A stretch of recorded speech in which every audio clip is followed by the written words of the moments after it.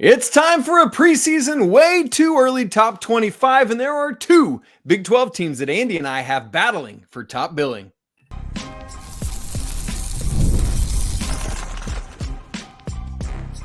You are Locked On College Basketball, part of the Locked On Podcast Network. Your team every day. Hey there, what's up? Welcome into the Locked On College Basketball Podcast, the only daily national college hoop show out there. We're your hosts. This is Andy Patton. I'm Isaac Shade, and you're joining us at the place to get your college basketball content every single day. Thanks for making us your first listen or watch. By the way, every one of these episodes is available ad-free on Amazon Music. Special shout out to all of you everydayers out there, as well as all the members of the Locked On College Basketball Discord community. This episode is sponsored by Monopoly Go. Look, I admit it, I've got a competitive side and I own it. And that competitive side is a big fan of Monopoly Go, the mobile hit twist on classic Monopoly. Join your friends and download Monopoly Go now free on the App Store or Google Play. What we've got in store for you this Friday is a special, fun, and frustrating exercise where we look ahead to early November, giving you a way too early top 25. And we got to timestamp it because literally there is news happening all the time. In fact, moments before we hit record, TJ Power into the transfer portal for Duke dropped. So like stuff like that's happening all the time. So literally as we record, it is Thursday, April 18th, 5:19 Eastern Standard Time in the year of our Lord 2024. Andy, that's where we're at. We're about 12-ish days away from the transfer portal closing. So here's how we're going to handle this. Segment 1, teams 1 through 5, and then we'll go 6 to 15 and then 16 through 25. But in this first segment where we just have the top 5, we're going to go in reverse order. So Andy, why don't you hit us with your number 5 team, and then we will work our way down to the top dog. Yeah, I'll start here at number 5 for me. And I just made this switch, by the way, like right before we hit record. That's how much things are changing here. It is out of the Big 12, Iowa State, the Cyclones. Feels like they're keeping most of the core around. I'm a big believer in TJ Otzelberger. Depends on whether Curtis Jones comes back. That's a big question for them right now. But I really like the general group that this team has coming back. And I think they're going to be a strong competitor in the Big 12 yet again. Yep, Andy, I've got the Cyclones in my top 5 as well. I've got them 4th. Really like Tamin Lipsey. Really like Keshawn Gilbert. I think, honestly, I mean, they could be contenders for Big 12 Player of the Year. Love it. I'm right with you. Great call. Number 4 for me is the Tar Heels of North Carolina. Obviously, the RJ Davis decision is the big thing we're waiting on right now with this team, but I think Elliot Cadeau is going to look really good in year 2, and I think there's a lot of promise on the rest of this roster and some of those young guys stepping up. So give me the Tar Heels at number 4. Yep. I don't have them in my top 5. I've got them 6, just some of that hedging of the bets. The Harrison Ingram decision is also a key one, as well as they're looking for key transfers to come in to replace Armando Bacot. And to replace Cormac Ryan. We'll keep our eyes on that. Number 3 for me is a team that went to the Final Four this last year, the Crimson Tide of Alabama, Nate Oates' team.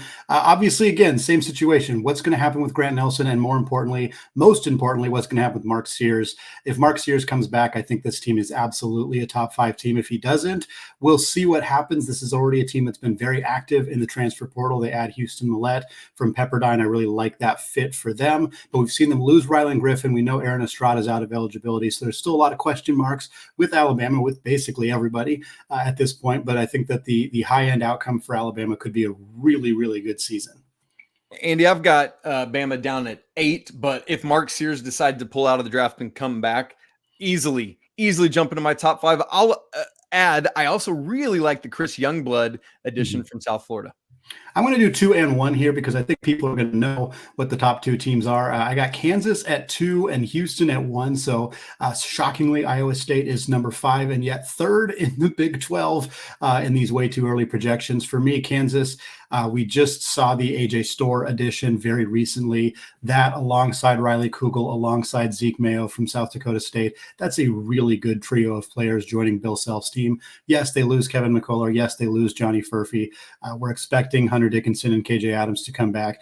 I think that this team overall is going to have more depth than last year's team, which was a huge talking point for us throughout the season. And I think that added depth and a year of continuity with a lot of those key pieces is going to put Bill Self's team in a really, really good spot to kind of avenge last year's early loss in the NCAA tournament. And then I got Houston, Kelvin Sampson's team right at the top. Yes, they lose Jamal Shedd, and that is obviously a massive loss for this team. But they lost Marcus Sasser 2 years ago, and they were still a top team throughout the entirety of this season. They're keeping LJ Cryer. They're keeping Francis. Terrence Arsenault's coming back from his injury. Emmanuel Sharp's coming back. They add Miles Uzon from Oklahoma. I think this team is in a really good spot to be one of the very top teams in the country.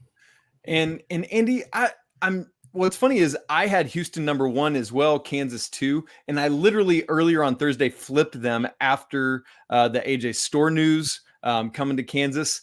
I like the Uzon addition for Houston, but I'm not overwhelmed by it. And so he's just not a dog to me in a critical, like big scoring way. And I just haven't yet figured out who is the Sasser, who is the Shedd, who's the dude that's going to take over that guard thing. And so just for some of those minute reasons, because that's all we're doing at the tip top here, I'm going to go with Kansas over Houston right now. But I mean, I could go either way. I'd like to see more out of LJ Cryer next year, right? I think he needs a bit more consistency, and I'd like to see that. So Andy, love that top 5. Let's recap it. Iowa State 5, UNC 4, Bama 3, Kansas 2, Houston 1. As a reminder, the teams of mine that were already in there, Iowa State at 4, Houston 2, Kansas 1. My 2 other top 5 schools that Andy didn't have in his top 5, I'll start at number 5, is the Gonzaga Bulldogs. I really, really like this team. Right now, literally the only main player they're not getting back is Anton Watson. Obviously, that is a huge loss for Mark Hughes Bulldogs, but I love what they bring back. You hopefully get a healthy Steele Ventures back. There's a lot he should bring.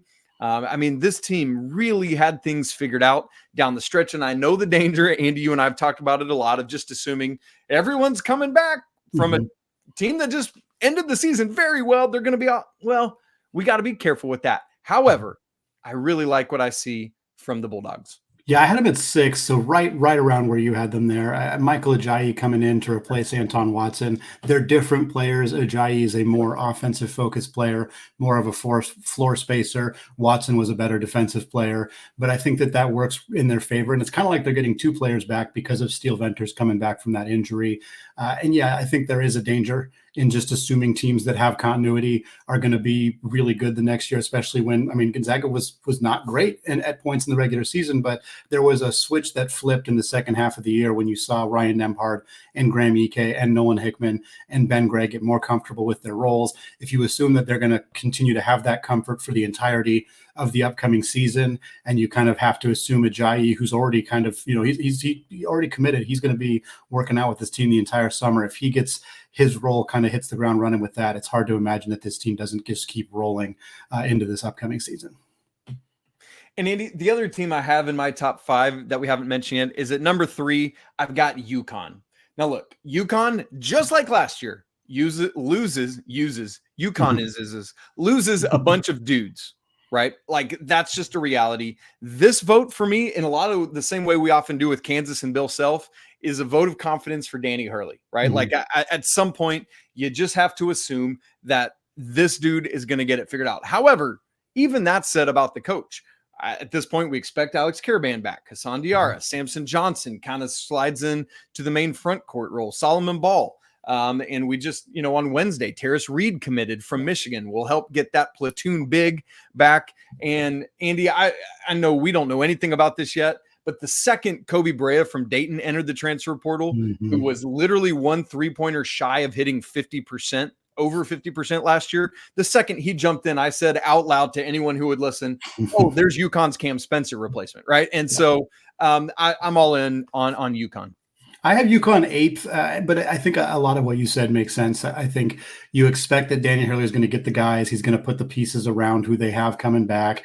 And I do think that a lot of those, because Danny is more comfortable using his bench, not a ton as we got into the tournament, but a lot of those guys who are coming back have some experience. I think they're prepared to step into bigger roles. You add a guy like Terrace Reed, if they get a Kobe Brea, or if they get, Andrei Stojakovic or somebody else who can step in and kind of fill a valuable role in the portal, which we know that they will. We just don't know who it's going to be, but we know that it's going to happen. I wouldn't be surprised if this team is universally in the top 5 by the time October, November rolls around. I'm just a little bit skeptical right now, but I'm expecting Danny Hurley to change my mind between now and October. Well, Isaac, it is a youth movement in Durham for the Duke Blue Devils. Is this team talented enough to be in the top 10 despite losing multiple key pieces? We're going to tell you in just a second. But first, I want to tell you that today's episode is sponsored by Yahoo Finance. Wouldn't it be great if you could see all of your investment and retirement accounts in just one place? With Yahoo Finance, you can consolidate your views from multiple accounts into one hub and access the expert analysis you need to tend to your entire portfolio with confidence. I used to try to do this all on my own on a self-made spreadsheet, and it was just so much time, way too much trouble. So a couple years ago, a friend recommended that I switch to today's sponsor, Yahoo Finance, and I've never looked back.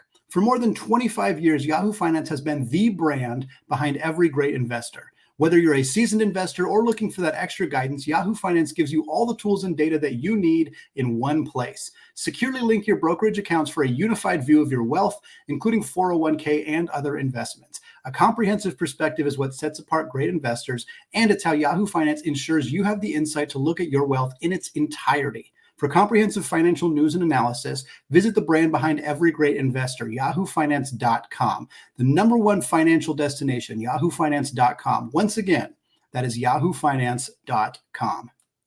This episode is also brought to you by eBay Motors. Passion, drive, and patience. What brings home the winning trophy is also what keeps your number one ride or die alive.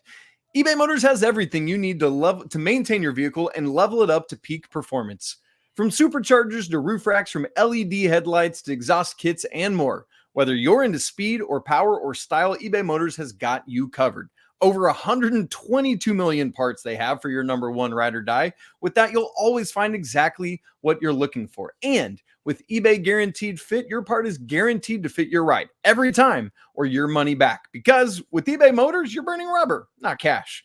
With all the parts you need at the prices you want, it's easy to turn your car into the MVP and bring home that win. So keep your ride or die alive at ebaymotors.com. Eligible items only, exclusions apply. eBay Guaranteed Fit only available to U.S. customers. All right, Andy, let's move into teams 6 through 15. So like the middle-ish 10. I guess it doesn't really work. Whatever. Andy, so let's start with 6 through 10. We'll look at that. Why don't you give me your 6 through 10? I'll give you mine, and then we can make some observations about it. Sure. Yeah. We'll start with 6 for me was Gonzaga. We already kind of talked about them as you had them in your top 5, keeping a lot of continuity on that roster. Number 7 is Duke, probably one of the more difficult teams to rank. I'm sure we're going to have plenty of thoughts about them, especially now that Jeremy Roach is out of the transfer portal, is in the transfer portal. TJ Powers out. Obviously, they lose Filipowski, Mark Mitchell to the portal. A lot of transition going on for Jon Scheyer's team. Number 8 for me is UConn. We already talked about them as well. Number 9 is Baylor. I actually had Baylor a little bit higher and kind of changed my mind. There's just a lot of departures for Scott Drew's team. I'm a big fan of VJ Edgecombe coming in, but with Jacoby Walter out the door, with Yves Missy out the door, with some veteran guys graduating in Bridges and Ray J. Dennis, I'm a little bit more cautiously optimistic about what Baylor's going to look like next year. And then number Bridges 10 could come back. What's that? I was thinking Bridges was able to come back. Or maybe he can. Yeah, that would be another factor for determining where they're going to be next year. And then number 10 for me is the runner-ups from last year, the Purdue Boilermakers. Another team a little tough to pin down. Just with it's not every day you lose a 2-time National Player of the Year, so certainly going to cause some questions about what's going to happen for that team. Yeah, Jalen Bridges, he's got a 5th year of COVID eligible. It would be his 6th year in college, but he redshirted his freshman year. That's right, yeah. So he could come back. So ostensibly he could come back. But I mean, still, it's a great spot for Baylor there. Andy, let me, here's my 6 through 10. We already touched on North Carolina. I have them at 6. I've got Auburn 7. And look, I think for me, this is critically because of the news that just dropped. Was it Wednesday that Janai Broom is coming back? This is huge, in my opinion, for Bruce Pearl and company. He was 3rd in player efficiency rating in the nation this year, behind only the 2 centers that faced off in the national championship game. So I mean, just big time. I'm just going to say this. I think losing Aiden Holloway might be addition by subtraction. Just didn't have and not in like a cancer locker room sort of way. He just didn't have the freshman year we expected. I think we'll see what happens. They bring in JP Pegues, have some other pieces. I think Auburn's going to get it rolling. We already mentioned it because you have them in your top 5, but I got Bama 8, and then I have Duke 9. Andy, you talked about it, but with the TJ Power into the transfer portal, with everything else that's happened, currently Jon Scheyer has 1 junior, 2 sophomores, 6 very talented, I should say, freshmen headlined by Cooper Flagg, and 4 current open scholarships. We assume they are going to bring in some dudes in the transfer portal. For me, I think it needs to be not necessarily. They've got the talent already, Andy. What they need is veteran and experienced leadership. That's what I'm looking for Duke to add. The question becomes, can the freshman talent overcome the experience to put them at the tip top of the sport? Right now, I'm going to hedge a little bit and just have them just inside the top 10. We'll see how all those pieces come together. And then at number 10, just like you, is the Purdue Boilermakers. I think, obviously as they lose Morton, they lose Gillis. But I think Braden Smith could battle for the Bob Cousy Award next year. I think he's going to have that good a year. Fletcher Lawyer, Jr., like this backcourt is just going to keep growing, Andy. Yeah, and I think you expect Purdue is gonna find some talent in the transfer portal as well. Potentially, they don't have much space. That's the thing. Remember, yeah. And so, but if they could just get like 1 Lance Joneses-ish as they did this year, I think that would go massively. Yeah, and I think you got to be a believer in Matt Painter and his ability to work with the talent that he has on that roster. Interestingly, Isaac, Purdue is the only team in the top 10 that we have in the exact same spot, although we both have the team that I have 3rd, you have 8th, and vice versa. It's just we've had a lot of very similar rankings, just not quite exactly in the same spot. But yeah, no, I'm with you on pretty much everything there. I think Auburn is a team that you had 7th. I have them 11th, so just outside.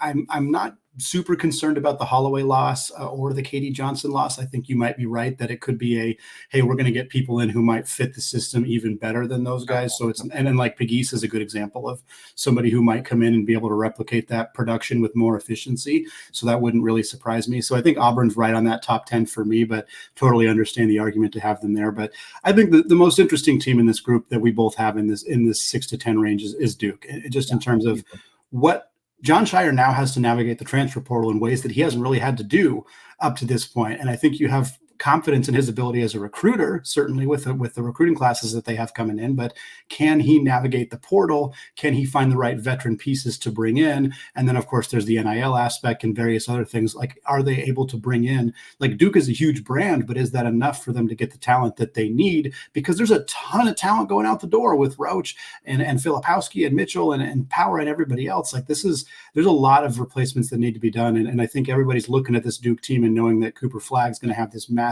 role. Tyrese Proctor is going to have a huge role. Are people wanting to come in who want, a lot of touches, a lot of ball dominant guys probably aren't going to Duke. So you've got to find people who fill roles perfectly. And that's not always easy to do in the transfer portal when you haven't navigated it all that much. So I'm very intrigued. I think Jon Scheyer is a great coach. I think he's a great recruiter, but this is just not an area of his coaching acumen that we've really seen. Doesn't mean he can't do it. Just means that this is the first year he's really got to prove it. That's a good word, Andy. I'm right with you on that. Let's quickly burn through our 11 through 15. I've got Creighton 11, Baylor 12, Clemson 13. I'll just stop right there really quick. Joe Girard is out. But man, you look at this and they get a ton probably back, at least for what we know right now. PJ Hall, Ian Shefflin, Chase Hunter, a bunch of these dudes we saw make this March Madness run. I think you and I believed in their talent throughout a lot of the year. They Clemsoned some in the ACC, but if they can just find consistency, if PJ Hall can stay out of foul trouble, for crying out loud, I like what Clemson has. Marquette at 14. I know they lose Kolek and Iguodaro, and those are massive losses. But I think with what they got coming back, I love Shaka Smart and what he's going. Interesting to keep our eyes on there. Then I got Texas A&M 15, Andy, which is maybe I'm guessing probably higher than you have them. And there's questions about Wade Taylor and where he'll be in his efficiency. Tyrese Rice, is out, so we'll see there. But that's my 11 through 15. So I have Auburn at 11, like we said, and then we don't need to go into them anymore. I have Creighton at 12, so very close to where you have them at 11. And again, no Baylor Shireman. Can Trey Alexander, is he going to come back? That's a huge question for them. We expect Same with Kalkbrenner, right? Yeah, and Kalkbrenner too. So there's a lot of moving parts at Creighton, but they're successful at navigating the portal. So even if they lose some more guys, I trust McDermott can find the right pieces there. I also have Farabello's out, right? Is Farabello out? Farabello's gone too? I think so. Yes, I think he's out. I also have Clemson at 13, just like you, so same spot there. Joe Girard being out is a big loss for them, but I like the direction this team is going. I have Todd Golden and the Gators of Florida at 14. A lot of losses already for this team. Riley Kugel transfers to Kansas. Tyrese Samuel, Zion Pullen, those guys are out, but they still have Walter Clayton. They still have Will Richard. Todd Golden navigated the portal exceptionally well last offseason. I think he's going to do that again as well. And so I trust that this is a team that's going to be in that top 15, top 20 conversation. And then I have Illinois at 15. Obviously, a lot of losses there as well with Terrence Shannon Jr., with Coleman Hawkins, with Quincy Guerrier. But they keep Damask. They bring in Kylan Boswell. I'm very intrigued by that fit. I'm not 100% sold yet because Boswell was very inconsistent last year, but I do think that he can operate well in a Brad Underwood offense. And he's also very young, and I've reiterated that on the show a few times. He's younger. He's about a year younger than his grade. So I think that is, when you frame it like that, it maybe inspires a little bit more confidence for him. So I think Illinois I'm cautiously optimistic on, although I do think there's still some more pieces to be had. I like it. Andy, yeah, I mean, and we see it's essentially we both have an SEC team kind of at the back end of the top 15 that neither of us have seen on each other's yet. And I'll just go ahead and tell you, because Florida is the first team you have in yours that I don't have in my top 25. They're in that just missed category for me, but I wouldn't be surprised at all to see them in the top 25. Interestingly enough, Isaac, Texas A&M, who you have 15th, is the first team that you have on your list that is not in my top 25. So we just have a different SEC team that we're kind of feeling a little bit of confidence in going forward. But Isaac, speaking of the SEC, two teams we haven't talked about yet, Kentucky and Arkansas. Can Coach Calipari and the Hogs or his former team slip into the back end of the top 25? We're going to talk about that in just a second. Right after I tell you that today's episode is brought to you by Gametime. Folks, the weather is finally starting to heat up, at least over here in the Pacific Northwest, and that means it is time to go take in some Major League Baseball games. And great news, folks, Gametime is now an authorized ticket marketplace of Major League Baseball, which makes getting tickets even faster and easier. Prices on the Gametime app, they actually go down the closer it gets to first pitch. And with killer last-minute deals, all-in prices, views from your seat, and their lowest price guarantee, Gametime takes the guesswork out of buying MLB tickets. One of my favorite features on Gametime is their last-minute deals. Maybe you want to get in on tickets for an NBA play-in game. Maybe you want to go to an MLB game and you're just making that last-minute decision because a prospect got called up. Whatever it may be, you can save up to 60% off by buying last-minute tickets for sports, concerts, comedy, theater, and more. And I often worry about my tickets being bogus, but with Gametime's ticket coverage, your purchase is covered by the most flexible customer service policy in the ticketing industry. I love having that peace of mind. So take the guesswork out of buying tickets with Gametime. Download the Gametime app, create an account, and use promo code LOCKEDONCollege for $20 off your first purchase. Terms do apply. Again, create an account, redeem code LOCKEDONCollege for $20 off. Download the Gametime app today. Last minute tickets, lowest prices, guaranteed. All right, Isaac, we have talked teams 1 through 15 in our respective way too early top 25s as we record here on Thursday evening, with hopefully not too many things having changed from the time we hit the record button until now, but that's just how things are going in the modern era of college basketball. Isaac, why don't you give us your 16 through 25? I'll give mine. We'll do some bantering. We'll talk about those teams that just missed the cut, and we'll get out of here, and we'll do this again, I'm sure, later in the offseason.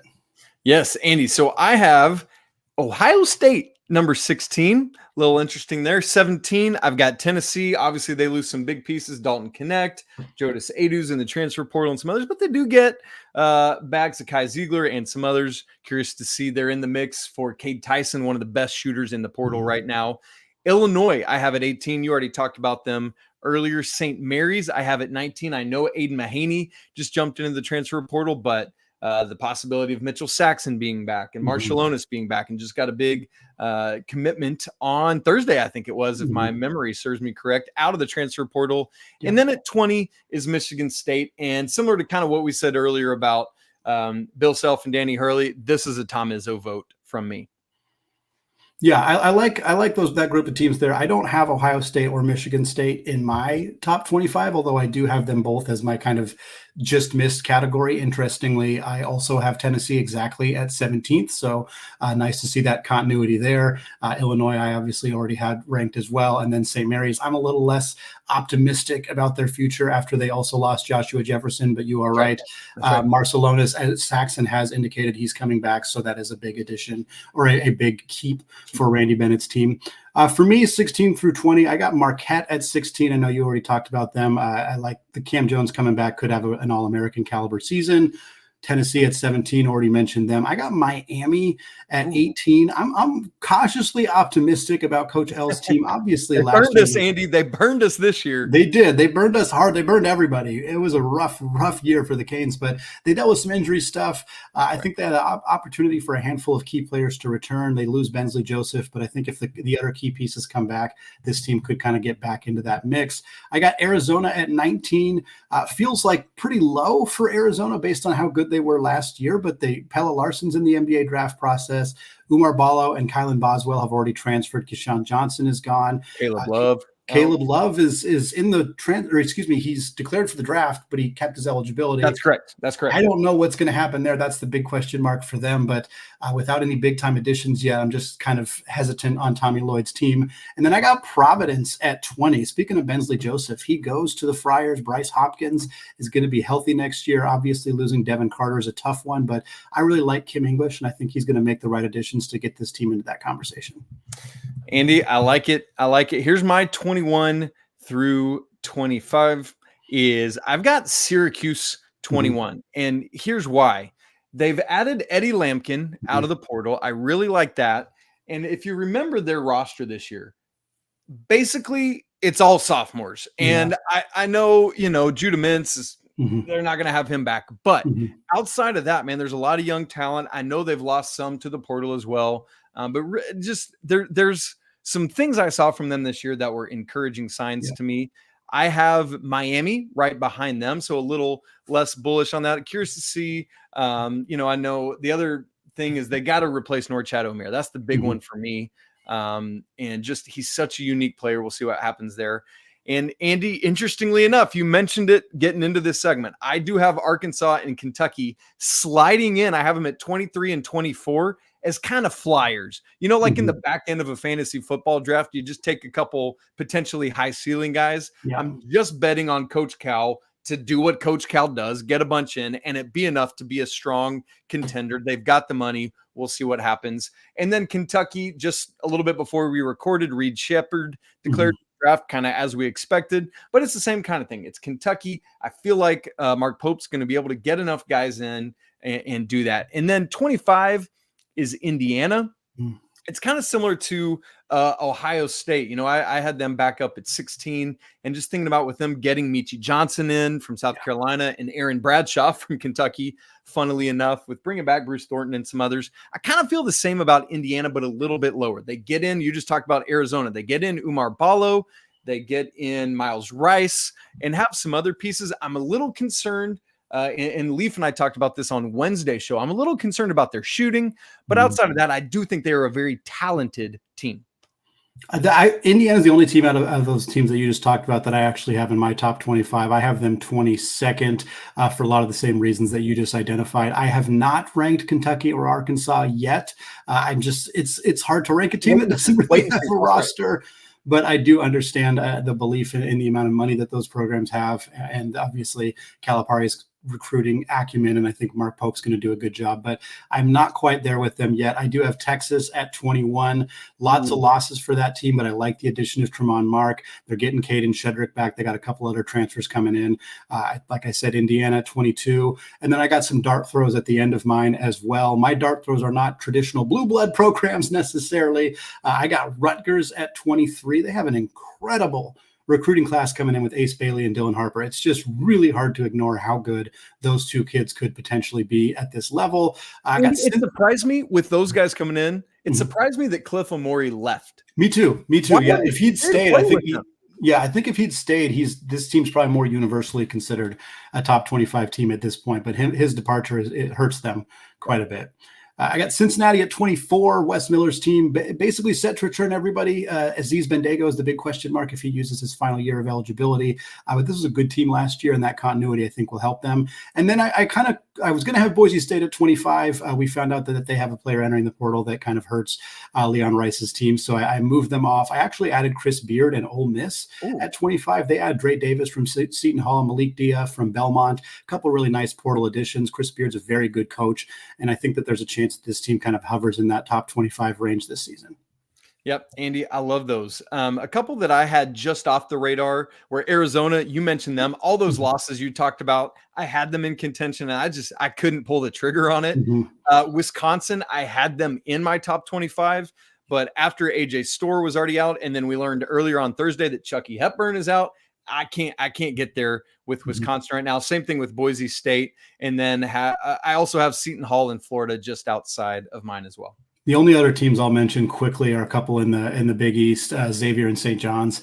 St. John's roster is a bit in flux right now, but He's going to add the guys. They seem to be in on a bunch of different transfers. I wouldn't be surprised if that roster looks top 25 caliber by the time October rolls around. Speaking of Omori, they're in the mix for him. Yeah, exactly. And many others. Xavier, I like the addition of Marcus Foster out of Furman. Sean Miller's team, I think, is going to be really solid.